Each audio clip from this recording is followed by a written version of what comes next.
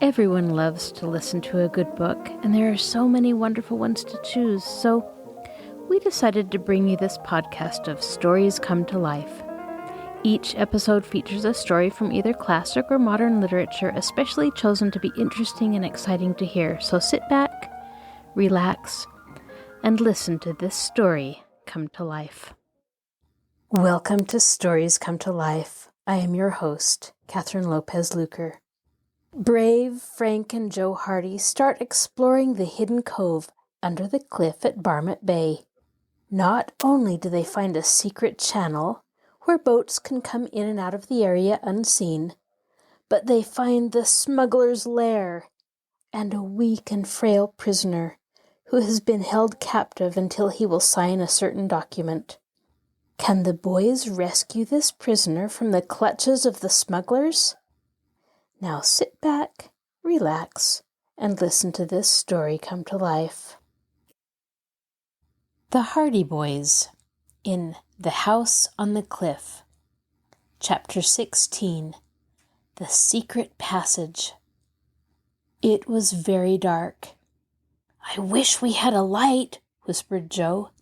"I have a flashlight in my pocket, but we can't use it now. Those men may still be around." "Wouldn't the water spoil it?" "No, I have it in a waterproof case. We can feel our way around these rocks until we get into the cove." Cautiously, the boys made their way along the treacherous rocks. Once, Joe lost his footing and slipped into the water with a splash. Instantly, both boys remained motionless, fearing the sound had attracted the attention of the men in the cove. But there was not a sound. Joe was ankle-deep in water, but he clambered up on the rocks again, and they continued their journey. They had landed at a point some 25 yards away from the entrance to the cove, but the rocks were so treacherous, and the journey was so difficult, that the distance seemed much longer.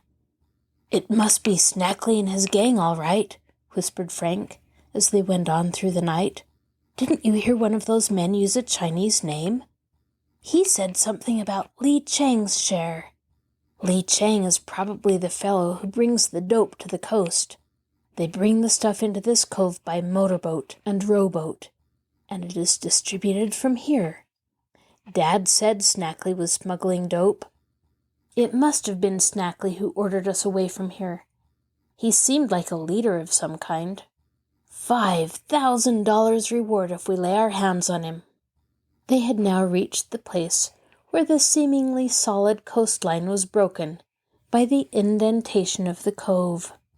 They had feared that the cliff might be too steep at this point, but they found that it sloped gradually to the water, and that there was a narrow ledge on which they could walk, one behind the other. Here, they realized, the dangerous part of the adventure began. It was very lonely in the shadow of the steep cliffs, and the loneliness was intensified by the distant moaning of the surf and the beat and wash of the waves against the reefs. Far in the distance they could see the reflection of the lights of Bayport through the mist, and once or twice they could hear the murmur of Tony's motorboat as it sped away down the bay. "I hope they bring back lights and guns with them," muttered Frank. "Who?" "The police. Don't worry, if they get word that Snackley is cornered, they'll send out a squad of militia." The boys rounded the point and began to make their way directly along the shore of the cove. Dense thickets and bushes grew right to the water's edge, and the boys were afraid of making too much noise, as they realized that the two men they had heard talking in the boat might be close by, perhaps even waiting to pounce upon them in the darkness. Their hearts beat quickly with the knowledge of the risk they were running, but neither lad thought of turning back. They were not thinking of the smugglers alone. They were thinking of their father. When they reached the first of the thickets, they paused. They knew that the crackling of the branches would betray their whereabouts if there was anyone within hearing distance. For a while they did not know just what to do.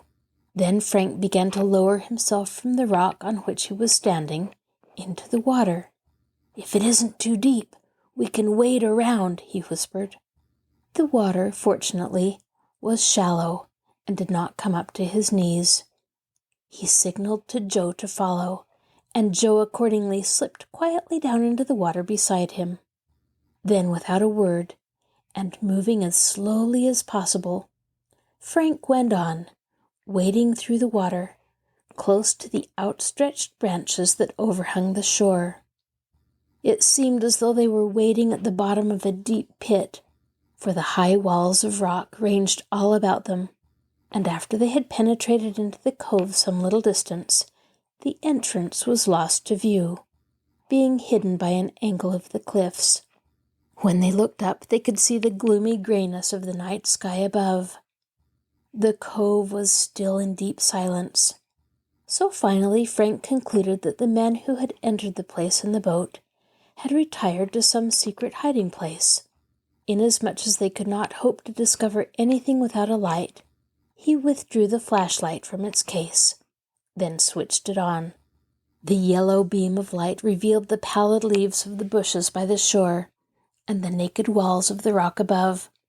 But although Frank turned the flashlight in every direction about the cove, there was no sign of the rowboat in which the two men had arrived. It had vanished utterly. Although the lads were prepared for the disappearance of the smugglers, they were not prepared for the disappearance of the rowboat. But they searched for it in vain. The light revealed nothing of the craft. "I wonder if they hid it," whispered Frank. They began a systematic search of the bushes around the cove, remaining as quiet as possible. But although they made almost a tour of the place, it was soon evident that the boat had not been beached under cover of any of the thickets. "It must be hidden in a cave of some kind," Frank decided at last, "and that's where the smugglers are." Once again, they began a search of the bushes.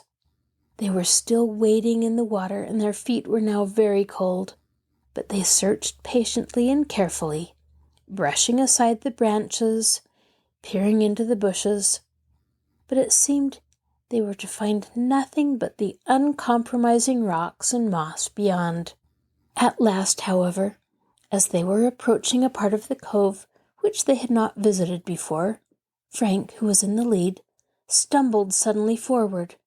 His groping feet had failed to encounter bottom, and he had lost his balance. With great presence of mind, he kept the flashlight high in the air. He had stepped into a deep hole, and although he was well up to his neck in water, he kept his arm raised, keeping the flashlight free of the wetness. "Here, take the light," he gasped in a hoarse whisper. Joe leaned over and grasped the flashlight. "Deep water here," muttered Frank, as he tried to scramble back into the shallows. But the hole into which he had fallen was a sudden drop, and it was necessary for Joe to grasp his brother's outstretched hand before he could regain the shallow water. At length, soaked to the skin, Frank again stood beside his brother. "Good thing it wasn't any deeper," he remarked. "The bottom is pretty level around here. It's funny that there should be a deep hole like that." Frank gave a sudden exclamation. "I know how that came to be there," he whispered. "That's a channel. See how close it is to the shore? The water shouldn't be so deep right there. Why should it be a channel? To let that motorboat get into shore, or the rowboat. They'd run aground otherwise. Give me the light. I'll bet we've found where that boat was hidden." He laid the flashlight on the surface of the water, and then they could see clearly that the bottom of the cove was broken by a deep channel at that point, several feet in width, leading directly toward a clump of bushes at the shore. Keeping well to the side of the channel and in the shallow water, the Hardy boys made their way over to the bushes. Then, when the beam of the flashlight was cast on the dense covert of branches, the mystery was clear. Beyond the bushes was a dark, opening in the rock. "A cave!" exclaimed Frank in a suppressed tone. It was so cleverly concealed that it could not have been seen in the clear light of day except at close quarters. The glare of the flashlight, however, cast the dark opening into prominence behind the screen of leaves. This, then, was the explanation of the boat's disappearance. There was a channel in the cove, enabling the smugglers to row the boat directly into this cave in the rock. This also probably explained the presence of the motorboat. "They went in here," said Joe. "We'll explore it." Having gone so far, there was no going back. The boys were fully determined to keep on the track of the smugglers. They did not know what lay beyond the darkness of that silent and mysterious opening in the rock, but they meant to find out, no matter what the risks. Cautiously, they advanced into the bushes, which gave way protestingly before them. The branches whipped their faces. The water was still shallow, for there was a narrow ledge along the side of the channel, and, moreover, it was now low tide. At last, the bushes closed behind them. The Hardy boys were standing in the entrance to a secret passage, pressed close against the rocky wall of the cave. Chapter 17. The Chamber in the Cliff. Frank switched on the flashlight. The beam illuminated the depths of the dark passage. Far ahead of the brothers, they glimpsed a gray shape just above the surface of the glistening water. For a moment they were startled. Then they recognized that the gray shape was nothing more than the rowboat that had passed by them in the darkness outside the cove. It had been drawn up close to a natural wharf hewn out of the solid rock. It swayed to and fro with the motion of the water. The boys made their way forward along the ledge, which was wide enough for one person to walk on, until at last the ledge widened out and proved to be a path leading to the wharf. There was not a sound in the passage, but the drip, drip of water from the gloomy walls. The Hardy boys stole quietly forward along the wharf, passed the boat, and then looked about them. Frank played the beam of the flashlight all about the place until at last the glare revealed a dark opening immediately ahead. It was a crude arch in the rock, and beyond it he could see a steep flight of wooden steps. His heart was pounding with excitement. There was no doubt now that they had discovered the smuggler's secret. "We've found it," he whispered to Joe. "We've found the passage. This must be directly underneath the house on the cliff. We'll have to go quietly." The light cast strange shadows through the gloomy passage in the rocks. Water dripped from the walls. Water dripped from their clothing. They tiptoed quietly forward beneath the archway until they reached the flight of steps. Then quietly, almost stealthily, they began to ascend. The place was in a death-like silence. It was as if they were in a tomb. So quiet was the strange stairway in the cliff that the boys could hardly believe that men had been there but a short while before. Step by step they ascended the stairs, and at last Frank's flashlight showed that they were approaching a door. It was set directly in a frame in the wall of rock at which the stairs ended.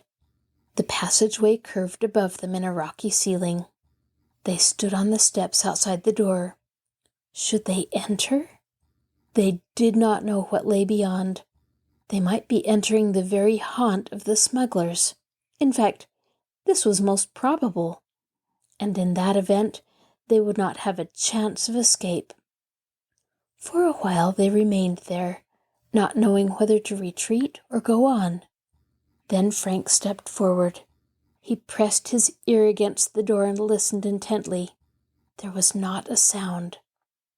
He peered around the sides of the door to see if he could catch a glimpse of light. There was only darkness. At length He decided that there was no one immediately beyond the door, and he made up his mind to go ahead. He whispered his decision to Joe, who nodded. "I'm with you." The door was opened by a latch, and Frank tried it cautiously. At first it was obstinate. Then, with an abrupt clatter that echoed from wall to wall and seemed to the ears of the boys to create a hideous and deafening uproar, the latch snapped, and the door swung open. They did not immediately cross the threshold. Perhaps their approach had been heard. Perhaps the smugglers lay in wait for them beyond. So they remained there in silence for several minutes, listening for the slightest sound. However, it became apparent that the dark chamber was empty, so Frank switched on the flashlight. The vivid beam cut the darkness and revealed a gloomy cave in the very center of the cliff, hewn out of the rocks. It had been a natural cave, just as the tunnel in the cliff had been a natural passageway, but the roof had been bolstered up by great beams, and the sides had been chipped away, while the floor had been leveled. It was a secret chamber in the heart of the rock. The light revealed the fact that this chamber was used as a storeroom, for there were huge boxes, bales, and packages distributed about the floor and piled against the walls. "Smuggled goods!" exclaimed Frank. His suspicions seemed verified by the fact that the majority of the boxes bore labels of foreign countries. Chinese characters were scribbled across them in practically every case. Seeing that the chamber was unoccupied, the boys stepped through the doorway and looked about them. The flashlight illuminated the murky corners of the cave. "This must be where they store all the stuff," Joe said as he inspected one of the boxes. "There must be another opening that leads to the top of the cliff. They probably bring the stuff up to the house and then dispose of it from there. You'd think they would keep it at the Palooka place instead of down here. Probably they're afraid the house might be raided at some time or another. That's why they keep the goods hidden in this place. It would be mighty hard for anyone to find it here. But how do they get the stuff out of here? There's no doorway that I can see." The light of the flashlight played across the walls. No doorway, no opening of any kind was revealed. "That's strange," said Frank. "There must be some way out." They began to move about the chamber. Across some of the bales of goods had been thrown rich bolts of silk, while valuable tapestries were also lying carelessly on the floor. In one corner were 3 or 4 boxes piled on top of one another. Frank accidentally knocked the flashlight against one of these, and it gave forth a hollow sound. "It's empty," he said. An idea struck him that perhaps these boxes had been piled up to conceal some passage leading out of the secret chamber. He mentioned his suspicion to Joe. "But how could they pile the boxes up there after they went out?" his brother questioned. "This gang are smart enough for anything. Let's move the boxes away." He seized the topmost box. It was very light, and he removed it from the top of the pile without difficulty. "I thought so," exclaimed Frank with satisfaction, for the light revealed the top of a door which had hitherto been hidden from view. The boys lost no time in moving the rest of the boxes, and the entire door was soon in sight. Then the boys discovered how it was possible for the boxes to be piled up in such a position, in spite of the fact that the smugglers had left the chamber and closed the door behind them. Attached to the bottom of the floor was a small wooden platform that projected out some distance over the floor of the cave, and on this platform the boxes had been piled. "They're kept there all the time as a blind," he said. "Whenever anyone leaves the cave and closes the door, the boxes swing in with the platform, and it looks as though they were piled up on the floor." The ingenuity of the contrivance won their reluctant admiration. "What shall we do?" asked Joe, looking through the doorway into the darkness beyond. "Go ahead? We've come this far. and there's no sense in turning back. Let's go." Frank stepped onto the passage beyond. He had hardly switched on the flashlight, revealing a crude flight of stairs that led from the rocky landing, before he stiffened and laid a warning hand on his brother's arm. "Voices," he whispered. They listened. They heard a man's voice in the distance. They could not distinguish what he was saying, for he was still too far away, but gradually the tones grew louder. Then, to their alarm, they heard footsteps. Hastily they retreated into the secret chamber. "Quick, the door!" snapped Frank. They closed the door quietly. "Now the boxes. If they come in here, they'll notice that the boxes have been moved. Quick!" Swiftly, the Hardy Boys began to pile the empty boxes back on the platform that projected from the bottom of the door. They worked as quietly as possible, and as they worked, they heard the footsteps on the stairs drawing closer and closer. Finally, the topmost box was in place. "Out the other door!" They sped across the floor of the chamber toward the door that led to the stairs that they had recently ascended. But hardly had they reached it before they heard a rattle at the latch of the door on the opposite side of the cave. "We haven't time," whispered Frank. "Hide!" The beam of the flashlight revealed a number of boxes close by the door. Over these boxes had been thrown a heavy bolt of silk, the folds of which hung down to the floor. They scrambled swiftly in behind the boxes, pressing themselves close against the wall. They did not have more than time to hide themselves and switch out the light before they heard the other door open. "There's a package of dope in that shipment that came in last night," they heard a husky voice saying.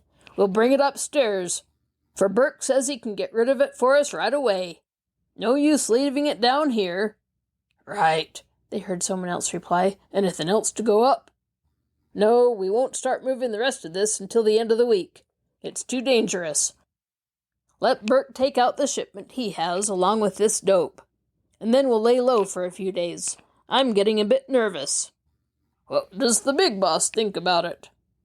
"That's his idea too. Here, wait till I switch on that light." There was a click, and suddenly the chamber was flooded with light. The cave had been wired for electricity. The Hardy Boys crouched in their hiding place. Their hearts were pounding madly. Would they be discovered? Footsteps slowly approached the boxes behind which they were concealed. Chapter 18. A Startling Discovery. The Hardy Boys were tense with the realization of their peril. The strong electric light that hung from the center of the ceiling cast such a vivid illumination that they were sure they would be seen, particularly when they found that the boxes behind which they were hidden were spaced some distance apart. But for the folds of silk that hung down over the opening, they would certainly have been seen. "Here's some of that special silk," they heard the first man say. "Perhaps I better bring it up too. Burke was saying he could handle some more silk." "We're done for," thought Frank. "If he ever comes close enough to pick up that silk, he'll see us for sure." But the other man objected. "What's the use? You won't get any more thanks for carrying all that stuff upstairs even if Burke does take it. And if he doesn't, you'll just have to cart it all the way down again. My motto in this gang is to do just what Snackley tells me and no more." "I guess you're right. We'll just bring up the dope." To the relief of the boys, the man turned away and went back to the other side of the chamber. They could hear a rustling sound. Then came the words, "Well, we've got it. Let's go back up." The switch snapped, and the cavern was steeped in darkness immediately. It was a darkness immeasurably welcome to the lads crouched behind the boxes. They began to breathe more easily. They heard the door close, and then they could hear the footsteps of the two men as they ascended the stairs in the passageway. When the footsteps could be heard no more, Frank switched on the flashlight with a sigh of relief. That was a close call. Gosh, but I was sure they had us. We wouldn't have had any chance with that pair. You can bet your life they carry guns. Let's follow them. I'm with you. We know we're on the right track. And we know we're liable to blunder right into the whole den of smugglers if we don't watch our step. It's going to be ticklish from now on. It can't be any more ticklish than it has been. I aged about 10 years while that pair was in here. They crossed the chamber and again opened the door. Cautiously they stepped out on the landing, closed the door behind them, and then again confronted the flight of steps. I'll go first, said Frank. Stick close behind me. He decided to turn out the flashlight, because it was barely possible that the smugglers might have a guard at the top of the stairs, in which event their approach would be discovered. So in the inky blackness they ascended, step after step. They reached the top of the first flight of stairs, and then they found themselves upon a crude landing of planks, which ran along the side of the rock wall for some distance until it ended in another flight of steps. Here the boys stopped again to listen. All was as silent as the tomb, save for the distant pounding of the sea upon the cliff. I don't hear a sound, whispered Joe. Come on, came from his brother. The passage through the rock was of considerable depth, and they went on up countless steps until their limbs were weary. They had never realized that the cliff was so high until now, but at length they reached the final landing, and there they were confronted by another door. This door, they assumed, led either out into the open or into some cave just below the surface of the ground. Perhaps, thought Frank, it even led into the cellar of the Palooka house. The boys pressed close to the door, taking care to make no noise, and listened. They heard not a sound. Still, with the caution arising from their previous narrow escape, they decided to wait a little while longer. As later events proved, it was well that they did. For a while they could hear nothing from beyond the door, and there was no indication that anyone was there. But after listening intently for as long as 5 minutes, they heard a queer shuffling sound, and then a sigh. That was all. Someone there, breathed Frank in a low whisper. Joe nodded in the darkness. They did not know what to do. It seemed apparent that there was someone beyond the door, possibly a sentry. If there was only one man, it might be possible to attack him and disarm him, although it was scarcely possible that they could do this without noise and without attracting the attention of the smugglers. The problem was solved for them. A door thudded in the distance. Then there was a muffled murmur of voices, growing in volume, and a trampling of feet. I tell you, this nonsense has gone far enough. He'll sign, and he'll sign right now, or I'll know the reason why. The boys started, for the voice was none other than the voice of the man who had ordered them out of the cove that afternoon. That's the stuff, Chief, returned someone. Make him sign and promise to keep his mouth shut. If he doesn't, he'll never live to tell about it. That's one thing sure, snapped the first man coldly. There was the sound of a switch being snapped, and then the boys could see a yellow beam of light beneath the door at their feet. From the sounds they judged that 3 or 4 men had entered the room beyond. Well, he's still here, said the man, who had been addressed as Chief. He strode across the room, and the boys could hear a chair scrape on the board floor. You'll find that this is an easier place to get into than it is to get out of. A weary voice answered him. The tones were low. The boys could not make out the words. You're a prisoner here, and you'll be a prisoner here until you die, unless you sign that paper. Again the weary voice spoke, but as before the tones were so low that the words were indistinguishable. You won't sign, eh? We'll see about that. Wait till he goes hungry for a few days, then he'll think differently, put in one of the other men. There was a hoarse laugh from his companions. Yes, you'll be hungry enough before we're through with you. I can promise you that, said the harsh voice. Are you going to sign? No, they heard the prisoner in the other room answer. Who was this man who was evidently held captive by the smugglers in the underground room? The same thought was in the mind of each boy as he listened to the conversation. You know too much about us. You've found out too much, and we'll never let you get out of here to use your information. You may as well get that straight. You've read that paper. If you don't sign it, you will starve. The prisoner evidently did not reply. Give him a taste of the hot iron, suggested one of the smugglers. No, nothing like that. It's too crude. I'm giving him his chance. He can sign this paper now or take the consequences. Still there was no reply. Getting obstinate, are you? Won't you even answer me? The leader of the gang was evidently getting angry. Suddenly he shouted out, Sign this paper, Hardy, or you'll starve, as sure as my name is Snackley. Chapter 19. Captured.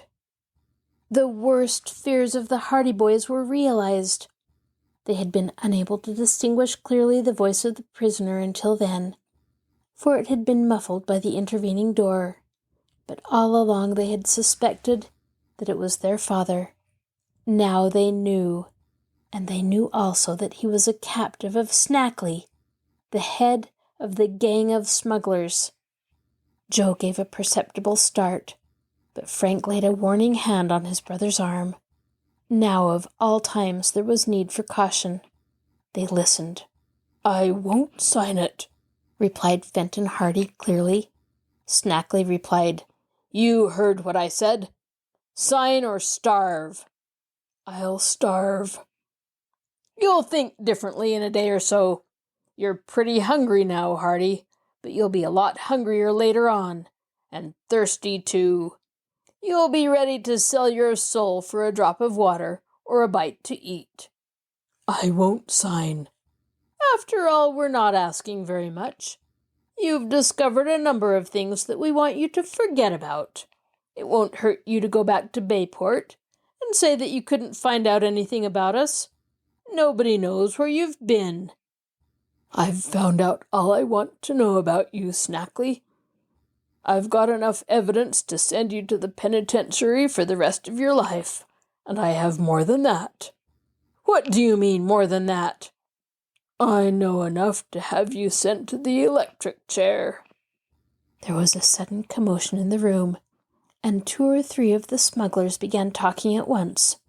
You're crazy, shouted Snackley, but there was a current of uneasiness in his voice. You're crazy. You don't know anything about me. I know enough to have you sent up for murder. All the more reason why you're not going to get out of here without signing this paper. You can count yourself lucky you'll even have this chance of getting out alive. By all rights, we should knock you on the head and heave you over the cliff into the sea. I won't sign. Don't be foolish. All we ask you to do is to agree that you won't make use of the information you have. I admit you've stumbled on some of our secrets, and we can't afford to turn you loose and have the federal agents about our ears in no time. You must trust me very much. What is to prevent me from signing that paper and then going back on my word? Asked Fenton Hardy curiously. We know you too well, Hardy. We know that if you signed that promise, you would keep to it. Exactly, and that's why I won't sign it. I wouldn't be doing my duty if I agreed to any scheme that would protect you. How about your family? Are you doing your duty to them by being so obstinate? There was silence for a while. Then Fenton Hardy answered slowly. They would rather know that I died doing my duty than have me come back to them as a protector of smugglers and criminals. You have a very high sense of duty, sneered Snackley. but perhaps you'll think better of it after a while. Are you thirsty? There was no reply. Are you hungry? Still no answer. You know you are, and you'll be hungrier and thirstier before we are through with you. We'll put food and water in your sight, but you won't be able to reach it. You'll die of thirst and starvation unless you sign that paper. I'll never sign it. All right, come on, men. We'll leave him to himself and give him time to think about it. Footsteps resounded as Snackley and the others began to leave the room, and finally they died away and a door banged. Fenton Hardy was left alone.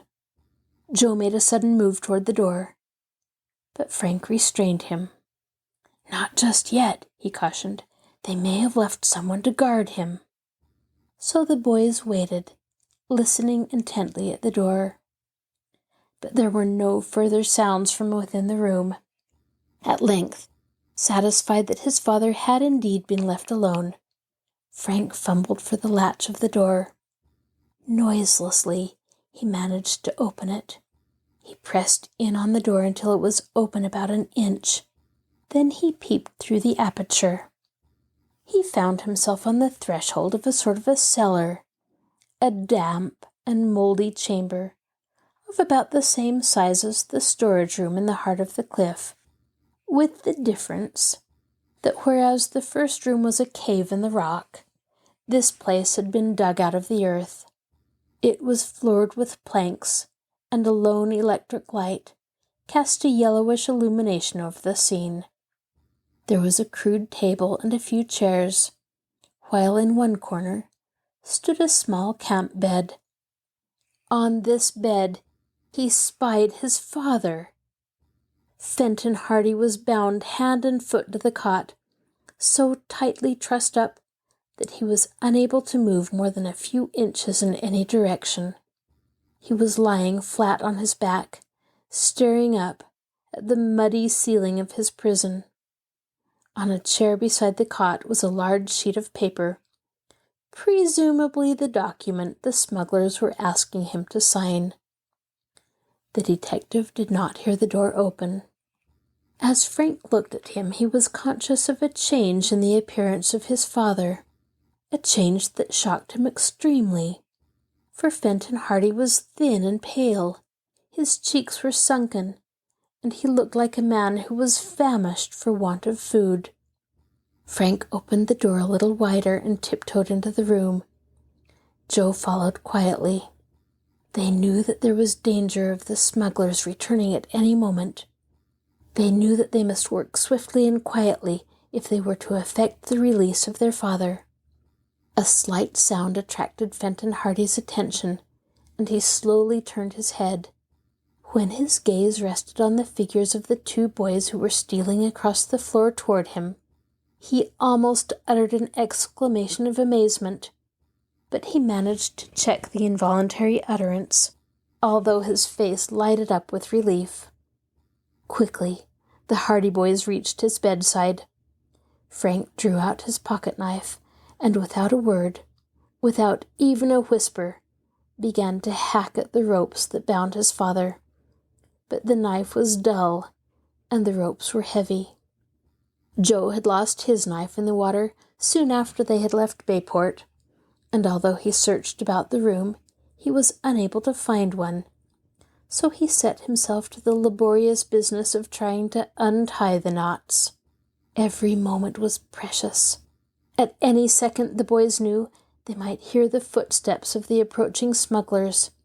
They worked with frantic caution, working against time. Frank hacked at the ropes, but the dull blade seemed to make little progress. Joe fumbled at the obstinate knots until his fingernails were broken, but he could scarcely loosen the strands. Minutes passed, slowly and agonizingly. Fenton Hardy could give no assistance. He had to lie there in silence, not daring even to encourage the lads by a whisper. The silence was broken only by the heavy breathing of the two boys, by the scarcely audible sound of the knife against the ropes. At last the knife cut through one of the ropes, and Fenton Hardy's feet were free. Frank pulled the ropes away, but a loose end fell on the floor with a light sound. Slight as the noise was, it seemed to them almost deafening, in view of the necessity for silence. Desperately, Frank prepared to work to cut through the ropes that bound Fenton Hardy's arms, and even as he reached over with the knife, they heard a sound that sent a thrill of terror through them. It was a heavy footstep beyond the door, through which the smugglers had recently disappeared. Someone was approaching the underground room. Frank strained at the knife, but the ropes were stubborn. The dull blade made little impression at first, but at last the rope began to give, and finally, as Fenton Hardy gave a mighty effort, it snapped, and the detective was free. But the footsteps on the stairs had drawn nearer, and it was followed by others. The smugglers were returning. "Quick!" whispered Frank as he flung the ropes aside. I can't hurry," gasped out Fenton Hardy. "I've been here too long." He could hardly utter the words. His face showed his exhaustion. "But we've got to hurry, Dad," came excitedly from Frank. "See if you can't make it." I'll do my best," returned his father. "If those fellows come back, let's fight for it," put in Joe desperately. "You'll bet we'll fight," answered Frank in a voice that meant a great deal. Fenton Hardy got to his feet as hastily as he could, but when he stood up on the floor he reeled and would have fallen had not Joe grasped his arm. He had been lying bound to the cot for so long, and he was so weak from hunger that a fit of dizziness had attacked him. It soon passed, however, and the three hastened toward the door through which the Hardy boys had entered. But the smugglers were very close now. The Hardys could hear the coarse voices just outside the other door. There was no chance of escape. Just as the Hardy boys and their father crossed the threshold, the door on the opposite side of the room was flung open. Frank had a confused glimpse of the dark man, Snackley, whom they had seen in the cove that afternoon, with half a dozen rough men crowding behind him. Then he saw Snackley whip a revolver from his pocket. The chief of the smugglers was filled with astonishment, but he did not lose his presence of mind. The weapon was leveled at Frank before he had time to close the door. Snackley did not speak. He pressed the trigger, and the revolver roared, the echoes crowding on one another in that narrow space. The bullet chipped into the wood of the door. Frank ducked. Joe, who was in the lead, flung himself to one side. Fenton Hardy stumbled out onto the landing at the top of the stairs. "Come back!" roared Snackley, plunging across the room. "Come back or I'll fire again!" As the smuggler drew closer, Frank crouched for a spring, and then leaped directly at Snackley. He struck out at the man's wrist, and the revolver flew out of the rascal's grasp, skidding across the floor into a corner. Then they grappled, and so sudden had been Frank's attack that the smuggler was taken by surprise, and he reeled up against the wall. But his companions rushed to his rescue. Frank was swiftly overpowered and dragged away, while other smugglers, with drawn revolvers, pursued Joe and Fenton Hardy out onto the landing. Being unarmed, they were forced to submit, otherwise they would have been shot without mercy. The struggle was short. The menacing revolvers gave the smugglers the upper hand. Within 5 minutes, Fenton Hardy was bound on the cot again, while the Hardy boys were seated, trussed up and unable to move, on 2 chairs nearby. They were captives of the smugglers. Chapter 20. Dire Threats. Snackley, once he had recovered from his first consternation and surprise, was in high humor. "Ha! Just in time," he chuckled, rubbing his hands with satisfaction. Just in time. If we'd been a few minutes later, they'd have been away from us altogether." The Hardy boys were silent. They were sick with disappointment. It had seemed that escape was certain, and then in a twinkling the tables had been turned, and now they were all worse off than they had been before. "What'll we do with him, Chief?" asked one of the men. The voice sounded familiar to the boys, and they looked up. Not altogether to their surprise, they saw that the fellow was none other than Redhead, whom they had seen at the Palooka place the day Frank discovered his father's cap. "Do with them?" exclaimed Snackley. "That's quite a problem. We have 3 on our hands now where we only had 1. We have to make 3 people keep their mouths shut instead of only 1. We'll have 3 people to keep guard over now." "We ought to do what I wanted to do in the first place," declared Redhead doggedly. "As long as Hardy's alive, he's dangerous." "You mean we should get rid of him?" "Sure we ought to get rid of him. And get rid of those boys of his, too." "That's easier said than done," returned Snackley, but with a sinister look at the man on the cot. "I should think you'd had enough on your conscience already, Snackley," exclaimed Fenton Hardy. "But I suppose you're hardened enough for anything," he added bitterly. He was thinking more of his sons and their possible fate than of himself. "Don't you bother about my conscience," sneered Snackley, but a shadow crossed his face. "What do you know about me, anyhow?" he demanded roughly. "I know all about what happened to Felix Palooka. He had a big treasure hidden in that house on the cliff, and you got it. And then you started to use the place for your smuggling operations." "Oh, shut up," Snackley snapped. "I'm going to fix you and those kids of yours, too. Just wait and see." 4 of the smugglers had been whispering among themselves at the back of the room during this talk between the chief smuggler and the detective, and now one of these men stepped forward. "Got a word to say to you, Chief," he began, addressing Snackley. "What is it now?" The chief smuggler's voice was surly. "It's about what's to be done with these 3, now we have 'em prisoners," returned the man hesitatingly. "Of course, your business is your own, and we're not asking any questions about what happened to Felix Palooka. But we're in the game of smuggling, see? We don't stand for anything that's too red-handed." "That's the truth," put in another of the men. "Kinda chicken-hearted," sneered Snackley. "You look out or I'll fire the lot of you." "No, you won't, Chief," replied the first man who had addressed him. "We've helped in this smuggling, and we're going to have our full share of what's coming to us." "We've got another plan about those 3 prisoners," put in a fellow who had not yet spoken. "I think it'll work out grand." "What plan?" questioned the chief smuggler briefly. "We've been talking about Li Chang." "What about him?" "Turn him over to Li Chang. He's sailing back to China in the morning. Have him put on board his ship." Snackley scratched his head for a moment. Evidently the idea caught his fancy. "Not bad," he muttered. "I hadn't thought of Li Chang. Yes, he'd be able to look after them. He'd see to it that they never returned," and he grinned grimly. "He'd probably dump 'em overboard before they got to China at all," declared Redhead smugly.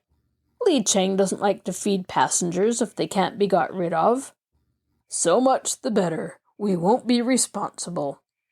"Leave it to Li Chang. The old villain would like to have 3 men in his power. He'll attend to them." Snackley reached over and picked up the document from the floor where it had fallen in the struggle. He glanced at it, and then tore it into pieces. "We won't need this. You've lost your chance, Hardy. If you'd have signed it, you would have been free by now. But you'll never be free.